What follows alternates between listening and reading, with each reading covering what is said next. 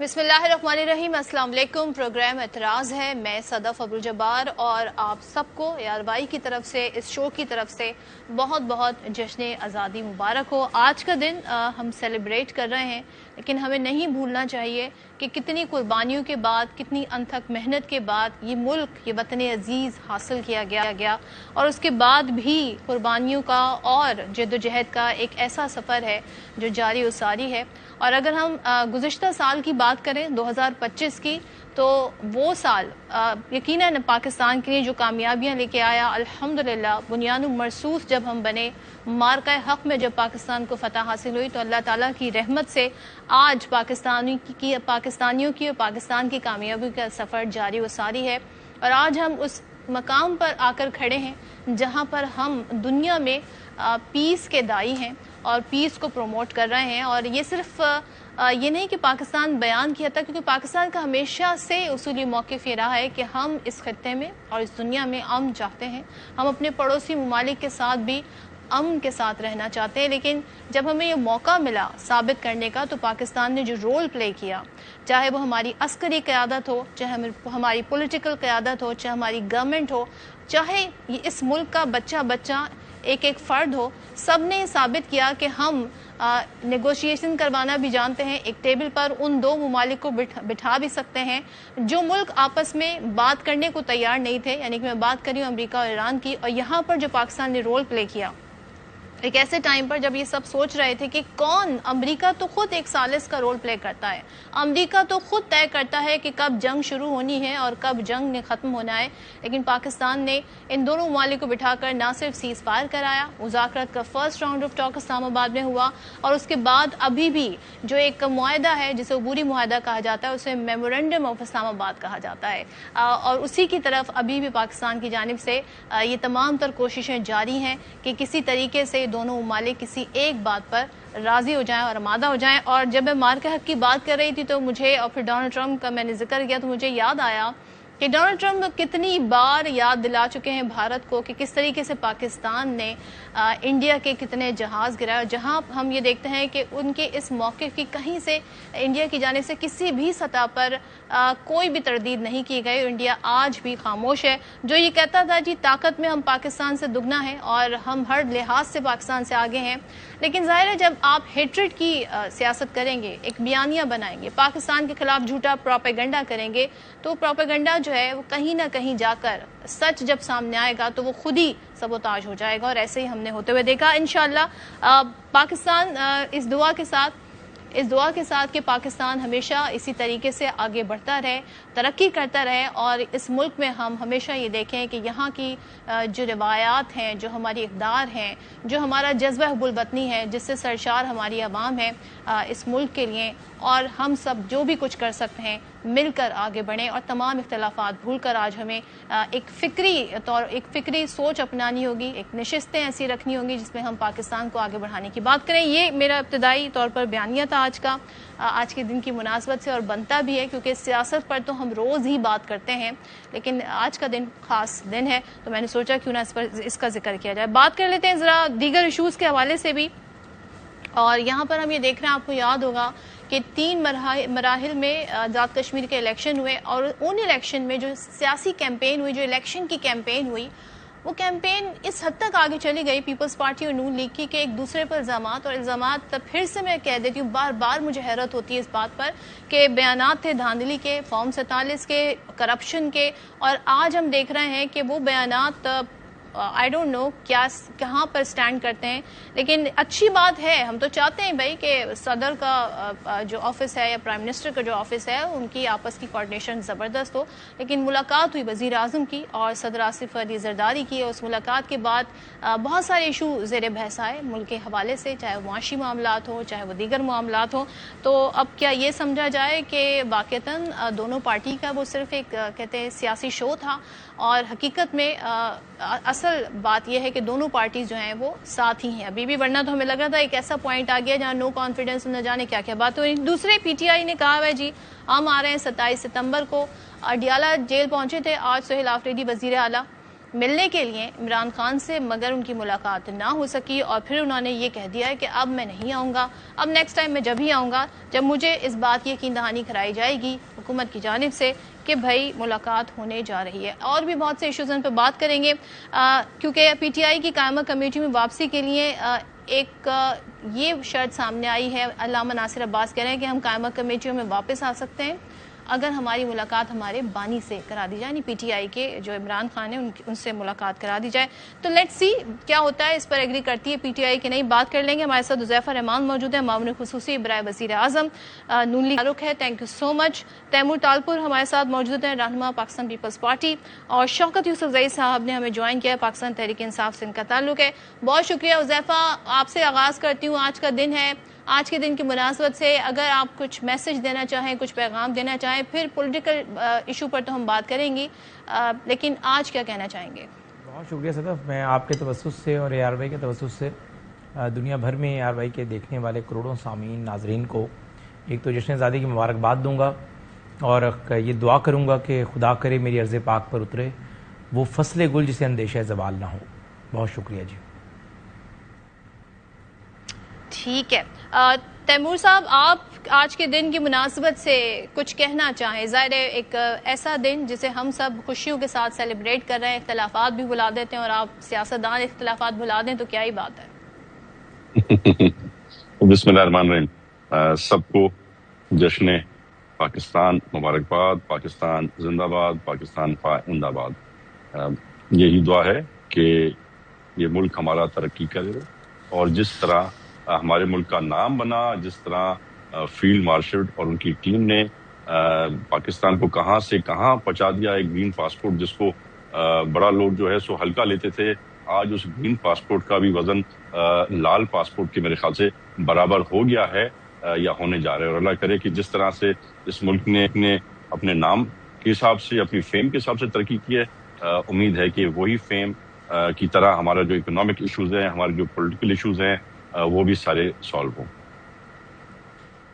انشاءاللہ۔ I hope شوکت یوسف زئی صاحب سے بھی ہمارا رابطہ بحال ہو جائے۔ تیمور صاحب چلے آپ سے ہی میں سوال کر لیتی ہوں۔ سوال میرا یہ ہے کہ جب میں بات بھی کر رہی تھی، ابتدائی طور پہ ہم دیکھ رہے تھے جس طرح کی بیان بازی ہو رہی تھی، آپ لوگوں نے انہیں پرو الٹرا فارم 47 نہ جانے کیا کیا نام دے دیے، دھاندلی کے اور دھمکی، یہ بھی بتایا کہ ہم پر کس طریقے سے اٹیک ہوئے الیکشن کے دوران۔ آج ہم دیکھ رہے ہیں صدر وزیر اعظم سے ملاقات کرتے ہیں، اچھی ملاقات ہوتی ہے، بہت اچھی بات ہے۔ تو کیا ہم یہ سمجھیں کہ صرف الیکشن مہم کا حصہ تھے بیانات، ان میں کوئی سبسٹنس نہیں تھا، حقیقت کوئی نہیں تھی، اور آپ ایک دوسرے کو پبلک میں اس طریقے سے الزامات اس لیے دے رہے تھے تاکہ لوگ آپ کو ووٹ دیں؟ نہیں، میں آپ کی اس بات سے بالکل بھی ایگری نہیں کروں گا۔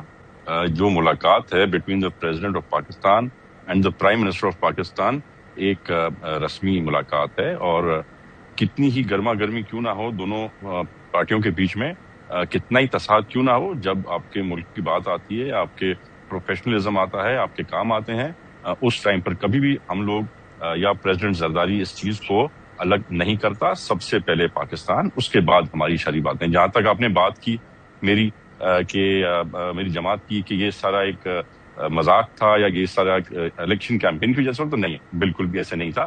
بہت سیریس ایلیگیشنز ہمارے ہیں نون لیگ کے خلاف، ہم نے بہت پروف کے ساتھ جو ہے الیکشن کمیشن کو ایویڈنسز دی ہوئی ہیں، وہ جعلی ٹھپے، وہ جعلی جو ووٹ لگے ہیں ہم نے جمع کرائے ہوئے ہیں، جو جس پولنگ پر 450 ووٹ تھے وہاں 550 ووٹس کاسٹ ہوئے ہیں۔ تو یہ ساری جو چیزیں ہیں دے آر ناٹ سمپل۔ ہمارے ایم این اے صلاح الدین جوڑیجو کو گولی لگتی ہے، یہ مذاق ہے، ہمارے کارکن شہید ہوتے ہیں، کتنے جھگڑے، کتنے فساد۔ تو میرے خیال سے اگر شروع میں نون لیگ اور وفاقی حکومت ہماری بات سنتی تو یہاں تک نہ پہنچتے، پر میرے حساب سے جو میرا پولیٹیکل اکنا کہتا ہے، یہاں سے ہو سکتا ہے کہ پھر بات بن جائے، پھر واپس جائیں، پر مجھے بہت کم امکان ہے اس چیز کا کہ پہلے کی طرح چیزیں اسٹیبلائز ہوں گی اور پہلے کی طرح ہم ان کو کبھی سپورٹ کر سکیں گے۔ آپ کو پتہ ہے کہ کچھ ملاقاتیں بھی ڈیو ہیں، کچھ ہوئی ہیں، کچھ اناؤنس ہوئی ہیں، کچھ اناؤنس نہیں ہوئی ہیں، تو کافی چیزیں ڈیولپ ہو رہی ہیں جو ابھی اس ٹائم پہ آپ کو میں بتا نہیں سکتا، پر there is a lot of development taking place, and the only issue was کہ انہوں نے ہمیں فار گرانٹیڈ لے لیا تھا۔ یہ سمجھے کہ پیپلز پارٹی ان کے بغیر چل نہیں سکتی، تو ہم ان کو ان کے بغیر بھی چل کے دکھائیں گے انشاءاللہ تعالی، اور ہم ان کو مقابلہ کر کے بھی دکھائیں گے۔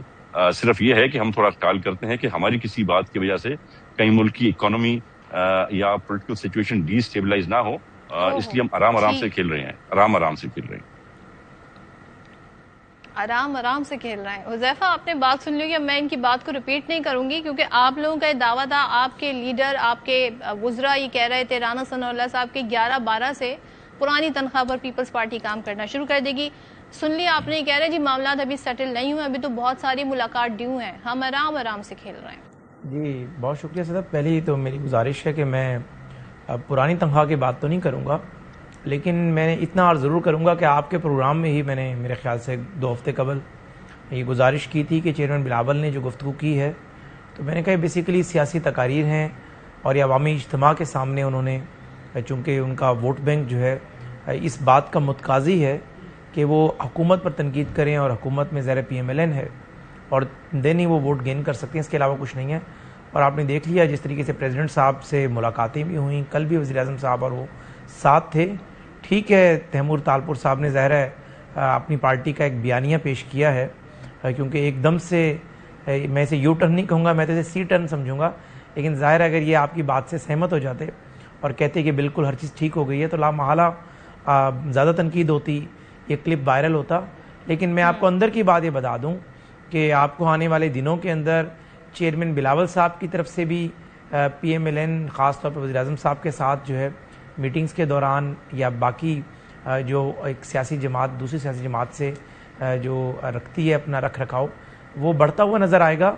اور جو چیز ہم پہلے دن سے کہتے رہے ہیں کہ پیپلز پارٹی حکومت کی اتحادی بھی رہے گی اور انہی عہدوں کے ساتھ آگے چلے گی، اس کو جو بھی نام آپ دیں، پرانی تنخواہ یا، لیکن چونکہ میں کوشش کرتا ہوں کہ میں نام نہیں دے رہی، آپ کی پارٹی سے ہی نہیں، نام مجھے ایک چیز بتائیں، سب ٹھیک ہے؟ ویسے آپ کی پارٹی میں بھی سب ٹھیک ہے؟ کیونکہ کل میاں نواز شریف صاحب نے مری میں ایک ملاقات رکھ لی ہے، اور ظاہر ہے جب اس طرح مری میں ملاقات ہوتی ہے پھر شریف فیملی پوری وہاں پر موجود ہوتی ہے، تو کن حالات کا جائزہ لیا جا رہا ہے؟ یہ جو پیپلز پارٹی والے معاملات ہیں یا جو سہیل آفریدی صاحب کہہ رہے ہیں جی ہم آ رہے ہیں اسلام آباد 27 ستمبر کو؟ جی گزارش میں کروں کہ ایک تو صدف میں نے پہلے بھی کئی دفعہ آپ کے شو میں کہا ہے کہ ہمیشہ وزیر اعظم صاحب ویکینڈ کے اوپر چونکہ اسلام آباد میں نہیں ہوتے یا لاہور ہوتے ہیں، اور اگر جس طرح میاں نواز شریف صاحب مری میں ہوں تو شہباز صاحب مری میں جاتے ہیں، ان سے مشورہ کرتے ہیں، تو یہ اسی سلسلے کی میٹنگ میاں نواز شریف صاحب نے کال کی، اور نہ اس کا تعلق سہیل آفریدی صاحب کے ساتھ ہے نہ پارٹی کے ساتھ ہے، بلکہ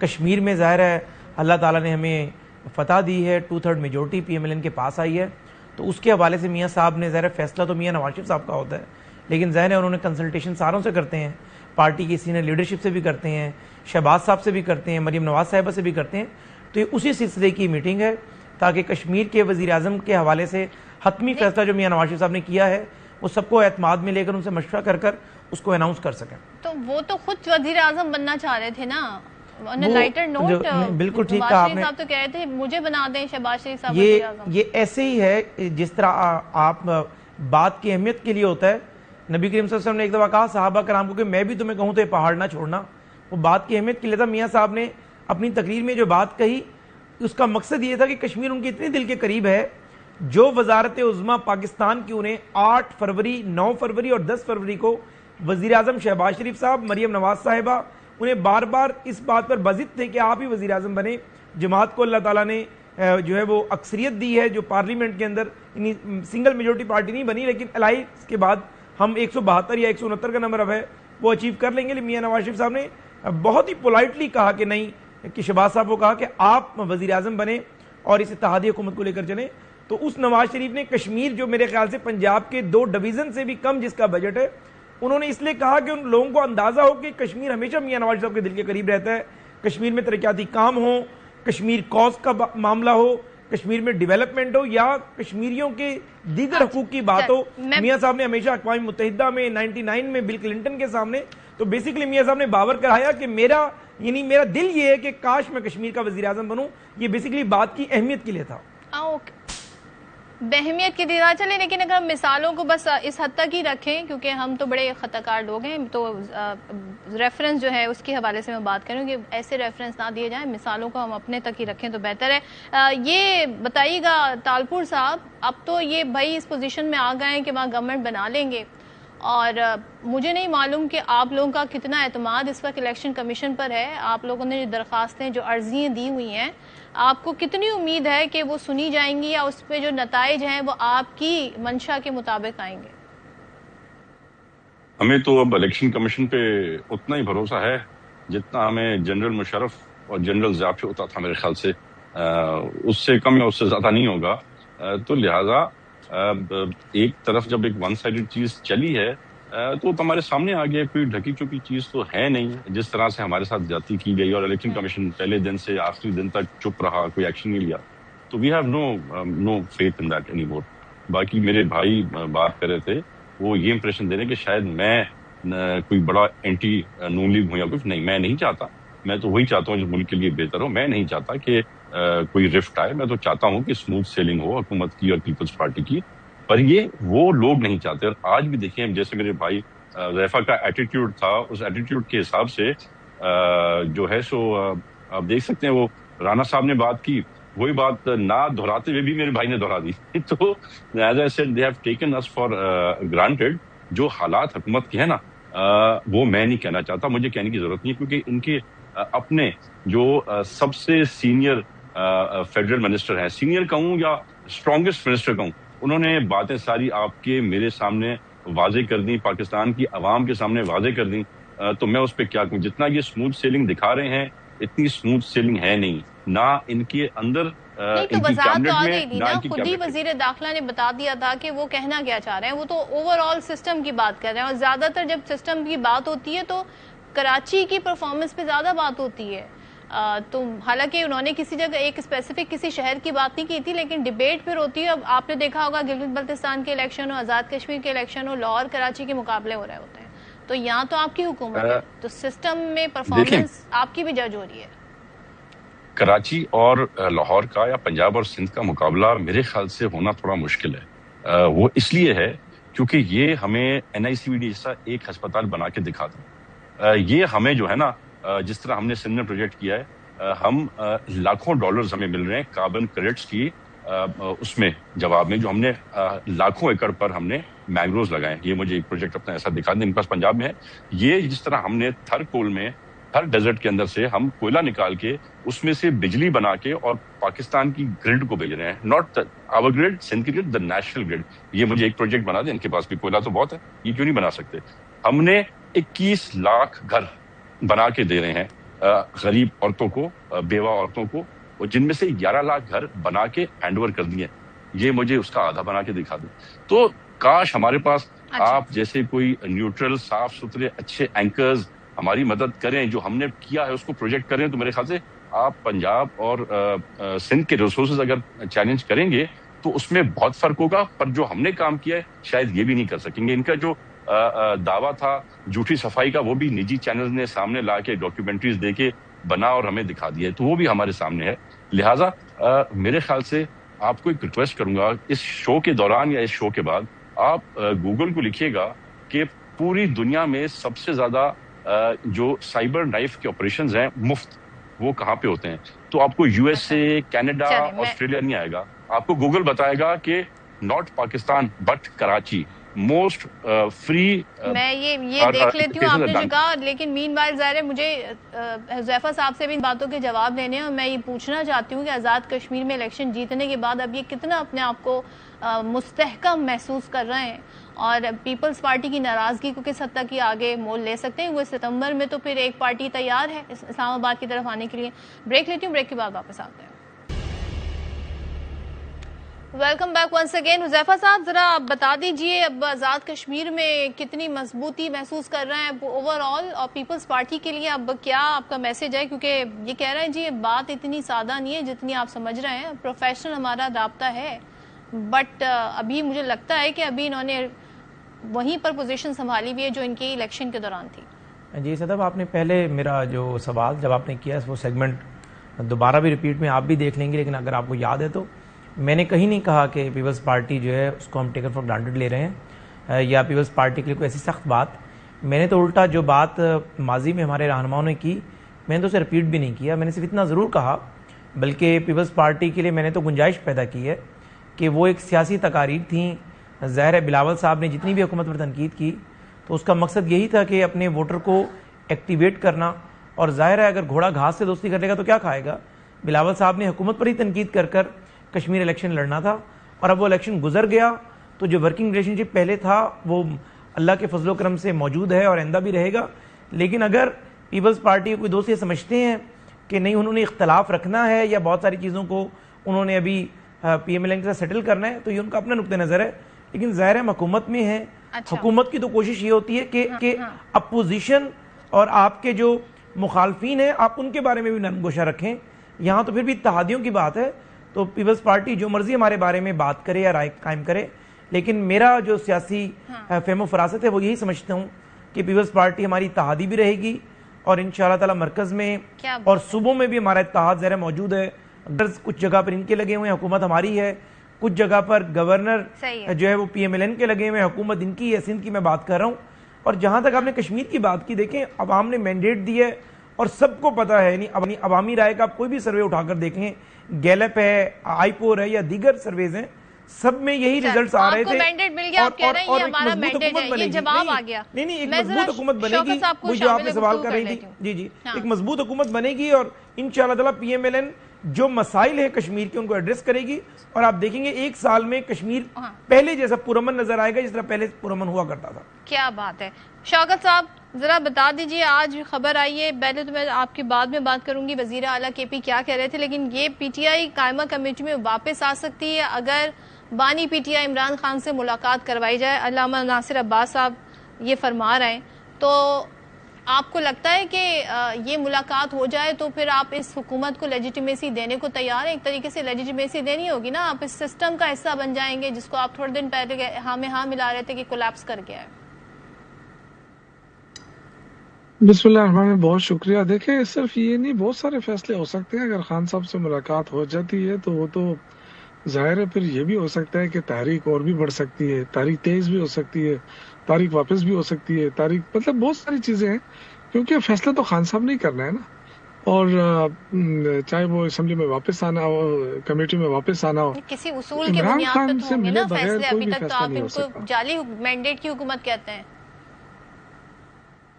میں یہ کہہ رہا ہوں نا کہ فیصلے صرف عمران خان ہی کر سکتا ہے, ان کے علاوہ جب تک ان سے ملاقات نہیں ہوتی اس وقت تک کوئی بھی کچھ نہیں کہہ سکتا ہے. یہ تو صرف اعلانات ہو سکتے ہیں کہ جی یہ ہو سکتا ہے, لیکن ظاہر عمران خان نے جو کہے گا وہی ہوگا. دوسرا میرے بھائی نے کہا کہ جی کشمیر میں مضبوط حکومت بنے گی, وہاں دودھ و شہد کی نہریں بہیں گی, وہاں جو ہے نا بہت بڑے مطلب کے روزگار کے مواقع ملیں گے, وہاں پہ معیشت بہت بہتر ہو جائے, کیونکہ یہاں جو بہتر ہوئی ہے 3-4 سالوں میں کتنی زبردست معیشت ہوئی ہے. گروتھ ریٹ آپ دیکھیں 3 سے اوپر نہیں جا رہا ہے, یہ ان کی مہربانی ہے, دونوں جو تجربہ کار ملے ہیں. اور قرضے بڑھ گئے ہیں ماشاءاللہ, اتنے قرضے بڑھ گئے ہیں کہ جتنا پاکستان بنا تھا عمران خان کے حکومت تک اس سے زیادہ قرضہ انہوں نے لے لیا. اور تجارتی خسارہ یہ وہ کہتے ہیں کہ ہم نے کم کر دیا, لیکن میں نہیں سمجھتا کہ کم ہوا, اس لیے کہ آپ کی جو ایکسپورٹ ہے وہ تو ہے ہی نہیں آپ کے پاس. دونوں تجربے کار کو اب وہ دیکھیں آپ کی بات پہ شروع میرے بھائی ہے نا, جس طریقے سے انہوں نے گلگت آزاد کشمیر کا الیکشن جیتا ہے نا, اس سے تو مجھے خوف آ رہا ہے کہ جو کچھ پاکستان میں ہو رہا ہے اس سے زیادہ وہاں ہوگا. مطلب اسلام آباد کی حکومت کر رہی ہے وہ اس کا آزاد کشمیر سے زیادہ ہوگا, بے روزگاری ہوگی, مہنگائی ہوگی. میں آپ کا جواب لے لوں شوکت صاحب حذیفہ صاحب سے.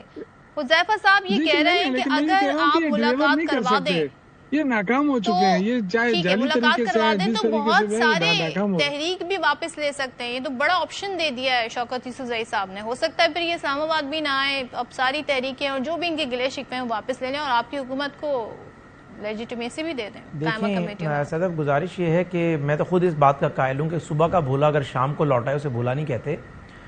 تحریک انصاف اگر 10 مہینے بعد اس بات پر آ گئی ہے کہ ہم بانی تحریک انصاف کی ملاقاتوں کو جو ہے وہ سیاسی مقصد کے لیے استعمال نہیں کریں گے, ملک کے اندر نقص امن کا خطرہ پیدا نہیں کریں گے, ڈی چوک پر چڑھائی نہیں کریں گے, اسلام آباد پر یلغار نہیں کریں گے, صرف ویل بینگ جاننے کے لیے فیملی کی ملاقاتیں بحال کروا دی جائیں, تو اس کے اوپر سوچا جا سکتا ہے. لیکن چونکہ انہوں نے 10 مہینے لگائے ہیں اس بیانیے کو بنانے میں, ہمیں کم از کم 10-15 دن تو دیں. اس کے اوپر ظاہر جیل سپرنٹینڈنٹ نے اپنی ایک رپورٹ جنریٹ کرنی ہے.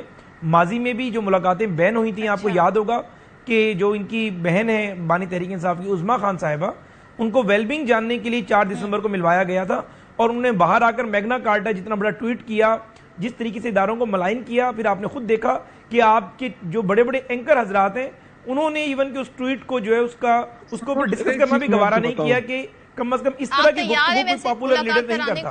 بس آپ 10 دن کا ٹائم لے رہے ہیں. نہیں, میں گزارش کر رہا ہوں, یقین دہانی کرا دی گئی ہے کہ ایسی سیاسی بیان نہیں آئے گا وہاں سے کوئی اس طرح کی سیاسی پوائنٹس. اس میں دو ڈیفرنٹ باتیں ہیں. ایک تو سہیل افریدی صاحب انتہائی قابل احترام ہے ایز اے چیف منسٹر, کیونکہ ظاہر مرکز اور صوبے کا ایک بڑا تعلق ہوتا ہے, لیکن سہیل افریدی نے یقین دہانی کرائی ہے. مسئلہ یہ ہے کہ سہیل افریدی صاحب کی اپنی نہیں چلتی, بانی تحریک انصاف کی بہنیں, میں نے پہلے بھی یہ دعویٰ کی ہے, پھر دوبارہ آپ کے پروگرام کے دوستوں سے کہہ رہا ہوں, علیمہ خان صاحبہ ان سے واٹس ایپ کی کال نہیں لیتی ان کی. تو گزارش یہ ہے کہ اگر علیمہ خان صاحبہ کی کوئی بندہ گارنٹی دے سکتا ہے, کیونکہ بہنوں نے ملنا ہے نا for well being. Sohail Afridi sahab کی تو سیاسی ملاقات ہے وہ تو ہو ہی نہیں سکتی. وہ تو ظاہر بانی تحریک انصاف خود اس پٹیشن کے اندر پٹیشنر تھے, سپریم کورٹ کا آرڈر موجود ہے, اس کا پیرا نمبر 51 واضح لکھا ہوا ہے کہ ڈائریکٹلی یا انڈائریکٹلی سزا یافتہ شخص پالیٹکس نہیں کر سکتا, جس میں میاں نواز شریف کے خلاف گئے تھے بانی تحریک انصاف. تو سیاسی ملاقاتوں کو تو آپ ایک طرف رکھ دیں. جہاں تک بات رہی فنڈامنٹل رائٹ کی کہ ایک بندے کا ویل بینگ جاننے کے لیے اس کی فیملی نے ملنا ہے, تو اگر ہم بشا بی بی کی فیملی سے ملاقاتیں کروا سکتے ہیں, وہ یعنی ان کا رائٹ ہے, وہ اس کو اپنے رائٹ کو ایکسرسائز کر رہی ہیں, تو بانی تحریک انصاف کی ملاقاتوں میں, ان کی فیملی کی ملاقاتوں میں یعنی ویل بینگ جاننے کے لیے رکاوٹ کیا ہے؟ رکاوٹ وہ بیانیہ ہے, رکاوٹ وہ سیاست ہے کہ جو آپ ملتے تو آپ ہیں کہ ویل بینگ جاننی ہے, لیکن باہر آ کر آپ انتشار پھیلاتے ہیں. یہ جو ہے نا, دیکھیں اس طرح سیاسی معاملے, طالب صاحب سے بھی بات کرنی ہے, مختصر سا ایڈ کیجئے. میں تھوڑا سا عرض کروں, دیکھیں یہ نالائق حکومت ہے, یہ ان کے سوچ بھی نہیں ہے. اگر یہ سوچ ہوتی نا تو دیکھیں ملک کا بیڑا غرق کر دیا. اس میں تو سیاسی حالات کو بہتر کرنے کی طرف جانا چاہیے, لیکن یا تو ان کے پاس اختیار نہیں ہے, صرف باتیں کرتے ہیں, بڑے بڑے دعوے کرتے ہیں, ورنہ ہم کوئی بھیک تو نہیں مانگ رہے ہیں نا, ہم انسانی حقوق کی بحالی چاہتے ہیں, رول آف لا چاہتے ہیں. اور میں نے یہ نہیں کہا کہ ہم سب کچھ واپس کر لیں, میں نے کہا اگر عمران خان کہے تو بالکل ہو سکتا ہے, لیکن اگر عمران خان کہے کہ تاریخ چلے گی تو پھر چلے گی. اپنا وزن کس طرف ڈالیں گے, کون صحیح بات کر رہا ہے, دونوں جماعتوں کی طرف اور بات یہ ہے کہ اگر عمران خان دیکھیں نا, عمران خان تو بڑی بہادری سے جھیل کاٹ رہا ہے, اور کاٹ لیا انہوں نے 3 سال. یہ اپنے لیڈروں کے بارے میں بھی سوچے, پاکستان میں ایک جیسا وقت نہیں رہتا ہے. مجھے کامنٹ لے لیں دیجیے. جی لے لیں. میں آپ کا سوال نہیں سمجھ گیا, معاف کیجیے گا. دونوں اس وقت جو پارٹی اس وقت ایک بات پوزیشن پر ہیں, وہ کہہ رہے ہیں جی اگر یہ اپنا بیانیہ جو ہے وہ سیاسی بیانیہ نہ بنائے, صرف ان کی صحت کے بارے میں جاننا ہے تو ہم ملاقات کرا دیں گے. تو آپ کے خیال میں صحیح مشورہ دے رہے ہیں حکومت پی ٹی آئی کو؟ ملاقات تو ایک قیدی کا بنیادی حق ہوتا ہے, which you cannot take from him, چاہے وہ قاتل ہو, چاہے وہ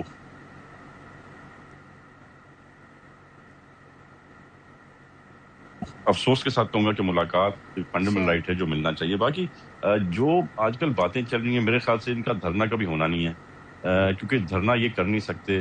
ہم نے کراچی میں دیکھ لیا, باقی صوبوں میں دیکھ لیا, مجھے نہیں پتا لوگ ان کے ساتھ نہیں رہے, یا لوگ ڈنڈے سے ڈر گئے ہیں, یا لوگ ان کی پالیسیز کے خلاف ہو گئے ہیں. پر آج کے ٹائم پر دھرنا کرنے کی مزید بھی بات کرتی, لیکن کیونکہ اس وقت میرے سیگمنٹ کا ٹائم ختم ہو گیا. تھینک یو سو مچ صاحب, حذیفہ صاحب آپ کا بہت شکریہ. شوکت یوسف صاحب نے ہمیں لیٹ جوائن کیا, لیکن ہم نے ان سے کوشش کی سوال پوچھنے کی اور اس کا جواب لینے کی. تھینک یو سو مچ آپ تینوں کا بہت شکریہ. بریک لیتی ہوں, بریک کے بعد واپس آتے ہیں. Welcome back once again. آپ کو یاد ہوگا جب امریکہ دھمکیاں تو خیر ابھی بھی لگاتا رہتا ہے ایران کو, لیکن جس طرح وہ دھمکیاں لگاتے تھے, ایپک فیوری نام دیا تھا انہوں نے, جو وہ ایران پر حملے کر رہے تھے اس جنگ کا. اب یہ بتایا جا رہا ہے کہ امریکہ ایران پر تاریخ کی سخت ترین معاشی پابندیاں لگانے جا رہا ہے. اس کو اکنامک فیوری کا انہوں نے نام دیا, یعنی کہ معاشی محاصرے کا راستہ اب امریکہ چنا ہے اس نے. اب ایران کو وہ اتنا کمزور کر دینا چاہتے ہیں کہ لگتا یہ ہے کہ وہ چاہتے ہیں جی مذاکرات کی ٹیبل پر جب بیٹھیں تو ویکسٹ پوزیشن پر ایران ہو, اور وہ ہر بات ماننے کے لیے امریکہ کی تیار ہو. اس کی ڈیٹیل میں بات کر لیتے ہیں. میرے ساتھ موجود ہیں سابق سفیر جاوید ملک صاحب, اور ظاہر ہے پاکستان کامیابی کے حوالے سے بھی بات کریں گے, مکہ معاہدے کے حوالے سے بھی. جاوید صاحب سب سے پہلے تو ذرا کامنٹ کیجیے گا, جے ڈی وینس جو ہے وہ ظاہر ہے کہہ رہے ہیں کہ ہماری پہلی ترجیح یہ ہے کہ جو تیل اور گیس کی سپلائی ہے دنیا کو, اس کی قیمتیں جو ہیں وہ کم رہیں, اوپر نہ جائیں, لیکن ساتھ ہی اب وہ ایک اکنامک محاصرہ کہہ لیں, جو بھی نام دے لیں, وہ ایران کا کرنے جا رہے ہیں. آپ کے خیال میں اسٹریٹجی جو ہے امریکہ کی, will it work against Iran? دیکھیے ڈیفینیٹلی جو سچویشن ہے وہ کافی کمپلیکیٹڈ ہے، بیکاز آف کورس جب ایم او یو ہوا تھا تو ہمیں یہ لگ رہا تھا کہ ایم او یو کے ذریعے جو ایک لاہ عمل طے کیا گیا تھا وہ ایک روڈ میپ فراہم کر رہا تھا ایران کو کہ وہ اپنی جو اسٹینڈ آف ہے یا ان کی تصادم کا راستہ ہے اس سے ہٹ کے وہ اپنی اکنامک پراسپیرٹی کی طرف جا سکتے تھے، بیکاز آپ کو یاد ہوگا کہ اس ایم او یو کے اندر ہی یہ لکھا ہوا ہے کہ بلینز آف ڈالرز جو ہیں وہ ایران کے انفریز ہو سکتے ہیں، ان کو رسائی مل سکتی ہے ان تمام منڈیوں سے جو ان کے پاس ابھی نہیں ہے. آپ جانتی ہیں ان کے پاس بہت سارے تیل اور معدنیاتی ذخائر ہیں لیکن ان کو ایکسپورٹ نہیں کر پاتے. اسی طرح جو ان کی منجمد اثاثے ہیں کچھ یو این سینکشن کے ذریعے ہیں، کچھ آف کورس دوسرے ممالک کے ذریعے ہیں، تو وہ بھی ان کے انفریز ہو سکتے تھے. بہت سے مبصرین یہ سمجھتے تھے کہ اگر وہ ایم او یو پر عمل درآمد ہوتا تو اس کا دراصل فائدہ ایران کو تھا. آپ نے خود دیکھا ہوگا بھی ان کے جو پریزیڈنٹ ہیں مسعود پشکیان صاحب، انہوں نے بھی کہا ریسنٹلی کہ جو ہماری مستقبل کی فورن پالیسی ہے اس کا محور وہی ایم او یو ہوگا.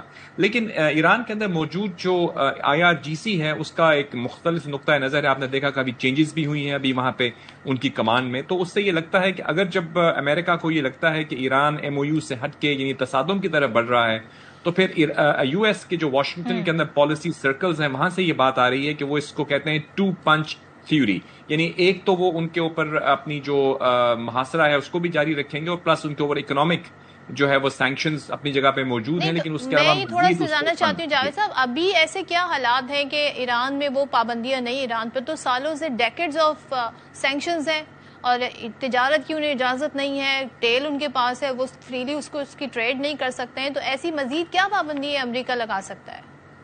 دیکھیے اس میں بہت ساری ایسے روٹس ان کے پاس تھے جس کے ذریعے وہ اپنا کچھ ممالک کے ساتھ ان کی تجارت بھی ہو رہی تھی، کچھ ممالک کو وہ تیل ایکسپورٹ بھی کر رہے تھے.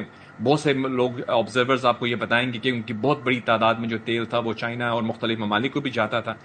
پہلے جب یہ کہا جا رہا تھا امریکہ کی طرف سے کہ ہم جو ہے وہاں پہ بلاکیڈ کو ختم کرنا چاہتے ہیں، یعنی اپنا ہرمز کو اوپن کرنا چاہتے ہیں، لیکن اب جو ان کی لیٹسٹ اسٹریٹجی ہے اس میں وہ یہ کہتے ہیں کہ اس کو مکمل طور پر وہ روک دیں گے، بیکاز ان کو یہ لگ رہا تھا کہ کچھ جو ویسلز ہیں ان کو ایران جانے دے رہا ہے، یعنی وہ اپنے تیل اور اپنے کچھ ایکسپورٹس کی جو ان کی ویسلز ہیں ان کو وہ جانے دیتے ہیں لیکن میجورٹی کو روک دیتے ہیں. یعنی گلف ممالک کے جو ویسلز ہوتے ہیں دوسرے ممالک کے ہوتے ہیں ان کو روک دیتے ہیں، جو ان کے فیوریبل ہوتے ہیں ان کو وہ جانے دیتے ہیں.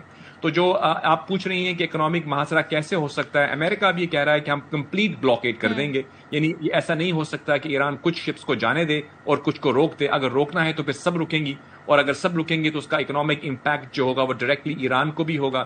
بہت سی رپورٹس ایران سے ایسی بھی آ رہی ہیں کہ ان کی اکنامک، اوبیسلی آپ نے صحیح کہا کہ ان کے اوپر آلریڈی اکنامک کرنچ میں وہ تھے، ان کے اوپر سینکشن 47 سال سے لگی ہوئی ہیں، لیکن کسی حد تک ان کی کچھ ٹریڈنگ چل رہی تھی. وہ جتنی جو باقی بچی کچی ٹریڈنگ تھی وہ سب اب امریکہ یہ سمجھتا ہے کہ اس کو روک دینا ہی ان کے لیے ایک اکنامک وہ بلاکیڈ کے ذریعے. اس کا جواب ایران کس طرح دے سکتا ہے؟ اب ایران پہ اگر فرض کریں اس طرح کی مزید پابندیاں لگ جاتی ہیں امریکہ کی طرف سے، تو کیا قدم اٹھا سکتا ہے ایران؟ آپشنز کیا ہیں ان کے پاس؟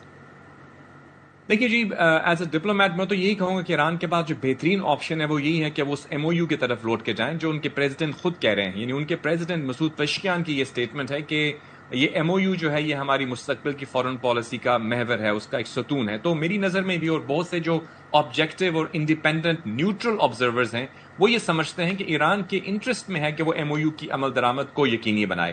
یعنی ایسا نہیں ہے کہ اگر آپ ایم او یو پر عمل کریں گے تو کہیں ایران کی اس میں ناکامی ہے. میری نظر میں تو ایران کی کامیابی اسی میں پنہا ہے. اور تصادم کا جو راستہ ہے، دیکھیے 47 سال سے تصادم کا راستہ ایران نے اپنایا ہے. کچھ لوگ شاید یہ سمجھیں کہ وہ صحیح ہے، لیکن میری نظر میں آپ دیکھ سکتی ہیں کہ ان کے اوپر جو سینکشنز لگی ہوئی ہیں، ان کے اوپر جتنی بھی پابندیاں ہیں، وہ اسی تصادم کے راستے کی ایک اوبیسلی ایک بائی پروڈکٹ ہے. تو اس تصادم سے باہر کیسے آیا کہ اس کا ہمیں کیا ابھی امریکہ اس طرح اس کو امپلیمنٹ کیسے کرتا ہے، پھر ایران کیا سٹیپ لیتا ہے؟ اب ظاہر ہے اس میں بیچ میں سالس بھی ہیں، تو ہو سکتا ہے کہ وہ کچھ اس میں ایک نیا راستہ ڈھونڈنے کی کوشش کریں. جاوید صاحب مجھے ذرا بتائیے گا، مکہ معاہدے کے حوالے سے میں بات کرنا چاہوں گی. آپ کے علم میں ہے کہ اس معاہدے سے اور بھی ملک جڑنا چاہتے ہیں؟ کیونکہ جب یہ معاہدہ ہوا تو بڑی اپریسیشن بھی مل رہی ہے اس حوالے سے، اور ممالک بھی اپنا انٹرسٹ شو کر رہے ہیں. وہ کون سی کنٹریز ہیں جو اس میں شامل ہو سکتے ہیں؟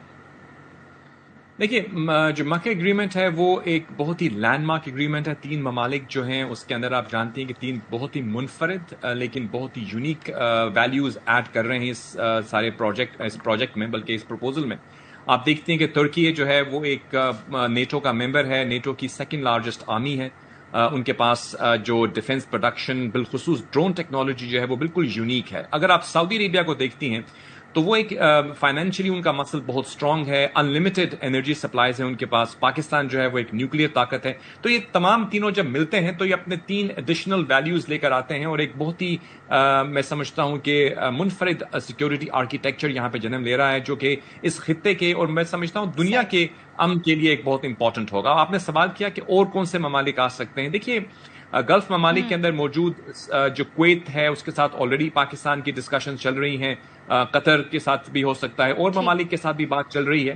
لیکن بہرحال وہ آئیں یا نہ آئیں, میں سمجھتا ہوں کہ یہ جو پیکٹ ہے یہ بہرحال ایک راہ فراہم کر رہا ہے تمام ممالک کو ایک اسٹیبلٹی کی طرف جانے کے لیے, فراہم کر رہا ہے تمام ممالک کو, اور یہ بڑے ٹائملی یہ تمام تر چیزیں ہوئی ہیں. تھینک یو سو مچ جاوید ملک, شکریہ آپ کا ساری صورتحال پر اپنا تجزیہ دینے کے لیے. اور ظاہر ہے یہ پاکستان اور جس طریقے سے بالکل دو ٹوک کلیئر پاکستان نے کر دیا ہے کہ یہ جی دفاعی معاہدہ ہے اور اس کا اور کوئی مقصد نہیں ہے اس حوالے سے. باقی ممالک کے تعلقات بھی برادرانہ ہی ہیں. یہاں پر میں اجازت چاہوں گی آپ سے. پروگرام دیکھنے کا شکریہ. اللہ حافظ.